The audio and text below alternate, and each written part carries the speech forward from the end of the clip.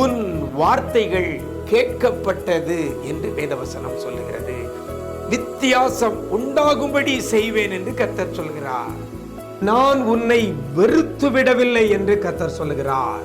இன்றைக்கு கர்த்தர் நமக்கு தருகிற ஒரு வார்த்தை வார்த்தை வார்த்தை நான் உன்னை குணமாக்குவேன் குணமாக்குவேன் குணமாக்குவேன்.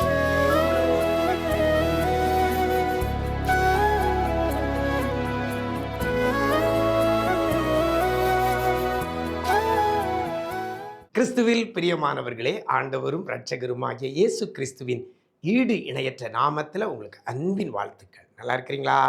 எல்லாரும் ஆண்டவர் கிருபையில நல்லா இருப்பீங்கன்னு கர்த்தருக்குள் நம்புகிறேன். இன்றைய விசேஷித்த வார்த்தை நிகழ்ச்சி மூலமாக வேதத்திலிருந்து ஒரு வசனத்தை உங்கள் முன்னால் வைக்க இருக்கிறேன். 2 ராஜாக்களின் புஸ்தகம் 20ஆம் அதிகாரம் 5ஆம் வசனம் சொல்லுகிறது, இதோ நான் உன்னை குணமாக்குவேன் என்று கர்த்தர் சொல்லுகிறார். இதோ நான் உன்னை குணமாக்குவேன் என்று சொல்லுகிறார்.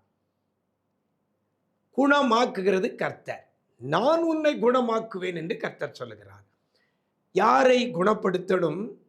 வியாதியோடு இருக்கிறவர்களுக்கு குணப்படுத்த வேண்டும். வியாதியோடு இருக்கிறவர்கள் குணப்படுத்தப்பட வேண்டியது அவசியம். வியாதியோடு இருக்கிறவர்கள் குணப்படுத்தப்படுவதற்காக பல முயற்சி பண்றோம். பல மருத்துவமனைக்கு போறோம், பல ட்ரீட்மெண்ட் எடுக்கிறோம், பல மருந்துகளை உட்கொள்கிறோம். ஆனா கர்த்தர் சொல்லுகிறார், இதோ நான் உன்னை குணமாக்குவேன் என்று கர்த்தர் சொல்லுகிறார்.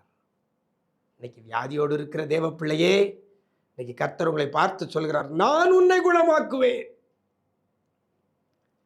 இன்னைக்கு ஒரு சில வியாதிகள் ட்ரீட்மெண்ட்டில் குணமாகிறது, ஆனால் பல வியாதிகள் குணமாகிறது இல்லை.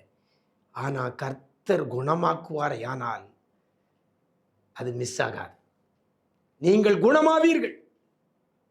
அது என்ன வியாதியாக இருந்தாலும் சரி, மரணத்துக்கு ஏதுவான வியாதியாக இருந்தாலும் சரி, கர்த்தர் ஒரு மனுஷனை குணப்படுத்துவாரையானால் குணமாவான்.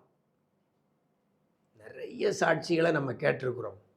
மருத்துவர்கள் இன்னும் 3 மாதத்தில் மரித்து போவாய் என்று சொன்ன அநேக பிள்ளைகளை கர்த்தர் 3 ஆண்டுக்கு மேலே சுகமாக வச்சுக்கிட்டு இருக்கிறார். அது கர்த்தர் குணமாக்குகிறது. இன்னைக்கு நீங்கள் என்ன வியாதியோடு கூட இருக்கிறீங்களா? கவலைப்படாதங்க, கர்த்தர் உங்களை குணமாக்குவேன் என்று சொல்லுகிறார். பாருங்க, கர்த்தர் இல்லை ஒரு சில காரியங்களை நான் உங்களுக்கு சொல்கிறேன். கர்த்தர் ஒரு மனுஷனை குணமாக்க வேண்டுமானால், இந்த வார்த்தை யாருக்கு சொல்லப்பட்டது? எசேக்கியா ராஜாவுக்கு சொல்லப்பட்டது. எசேக்கியா ராஜாவுக்கு சொல்லப்பட்ட இந்த வார்த்தை, இதோ நான் உன்னை குணமாக்குவேன் என்று சொல்லி. பாருங்க, வியாதியோடு இருக்கிற எசேக்கியாவுக்கு கர்த்தர் சொல்லுகிற வார்த்தை, நான் உன்னை குணமாக்குவேன். எப்படி? எசேக்கியா ராஜா கர்த்தர் சமூகத்தில் அவன் விண்ணப்பம் பண்ணுகிறான். அவன் எப்படி விண்ணப்பம் பண்ணுகிறான்? அவன் மிகுந்த என்ன செய்தான்? அவன் ஆண்டவர் சமூகத்தில் சொல்லும் பொழுது அவன் அழகா சொல்லுகிறதை பார்க்கலாம். கர்த்தாவே, நான் உமக்கு முன்பாக உண்மையும் மன உத்தமாய் நடந்து உமது பார்வைக்கு நலமானதை செய்தேன் என்பதை நினைத்தருளும் என்று விண்ணப்பம் பண்ணினான். எசேக்கியா மிகவும் அழுதான். எனக்கு அருமையான தேவஜனமே, நீங்க கர்த்தரை நோக்கி விண்ணப்பம் பண்ணி அழுது ஜெபிக்கிற பிள்ளையாய் இருப்பீர்களானால் கர்த்தர் உங்களை குணமாக்குவது நிச்சயம். மற்றவங்க ஜெபிக்கணும்னு நம்ம நினைக்கிறோம், இல்லை. வியாதியோடு இருக்கிற நீங்கள் கர்த்தர் சமூகத்தில் அழுது விண்ணப்பம் செய்வீர்களானால் கர்த்தர் உங்களை குணமாக்குவார். என்ன வியாதியா இருக்கட்டும், தேவன் குணமாக்குவார். அவரால் குணப்படுத்த முடியாத வியாதி எதுவுமே கிடையாது. எதுல குணம் இல்லாமல் இருக்கிறதோ இன்றைக்கு கர்த்தர் குணமாக்குவேன் என்று சொல்லுகிறார். எனக்கு அருமையான தேவ ஜனமே, நீங்க கர்த்தரை நோக்கி விண்ணப்பம் பண்ணுகிற மகனாக மகளாக இன்னைக்கு மாறுங்க. எந்த ஒரு காரியமானாலும் சரி, கர்த்தரிடத்துல போய் சொல்லுங்கள், கர்த்தரிடத்துல முறையிடுங்கள், கர்த்தர் சமூகத்தில் இருதயத்தை ஊற்றுங்கள். மனுஷனிடத்தில் போய் முறையிடாதங்க. எசேக்கியா சுவர்ப்புறமாய் திரும்பி கர்த்தரை நோக்கி விண்ணப்பம் பண்ணி மிகவும் அழுதான் என்று சொல்லப்பட்டிருக்கிறது. கர்த்தர் சமூகத்தில் வடிக்கிற கண்ணீர் அது எல்லாம் அவருடைய துருத்தியில இருக்கிறது. அந்த கண்ணீர் எல்லாம் கணக்கில் இருக்கிறது. நீ கர்த்தரை நோக்கி விண்ணப்பம் பண்ணி அழுவித்து ஜெபிப்பீர்களே, ஆனால் கர்த்தர் உங்களை குணமாக்குவார். கர்த்தர் உங்களை குணமாக்குவார்.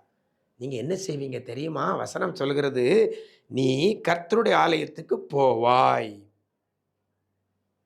கர்த்தர் உங்களை சுகமாக்குனா நீங்க போக வேண்டியது கர்த்தருடைய ஆலயத்திற்கு. ஆண்டவரை தேடுகிற காரியங்களுக்கு, ஆண்டவர் செய்ய சொன்ன காரியங்களை செய்வதற்கு நம்மை அர்ப்பணிக்கணும். உங்களுக்கு கொடுத்த சுகம் எதுக்குன்னா, ஆண்டவருடைய நாமத்தை நீங்க மகிமைப்படுத்துவதற்கு. எனக்கு அருமையான தேவஜனமே, என்ன வியாதியோடு கூட இருந்தாலும் சரி, அல்லது என்ன நெருக்கத்தில் இருந்தாலும் சரி, எந்த உபத்திரவத்தில் பாடுகளில் இருந்தாலும் சரி, கவலை கண்ணீர் பெருகி இருந்தாலும் சரி, இந்த காரியத்திலிருந்து கர்த்தர் உங்களை குணமாக்க போகிறார். நீங்கள் கர்த்தரை நோக்கி விண்ணப்பம் பண்ணி அழுது ஜெபிக்கிற பிள்ளையாய் மாறுங்கள். கர்த்தர் உங்க விண்ணப்பத்தை கேட்டு உங்க கண்ணீரை கண்டு உங்களை குணமாக்குவார். நீங்க ஆலயத்துக்கு செல்லுகிற பிள்ளைகளாக, கர்த்தரை ஆராதிக்கிற தேடுகிற பிள்ளைகளாக நீங்க மாற்றிக்கொள்ளுங்கள். கர்த்தர் பெரிய காரியங்களை செய்வார். நாம் ஜெபிக்கலாமா?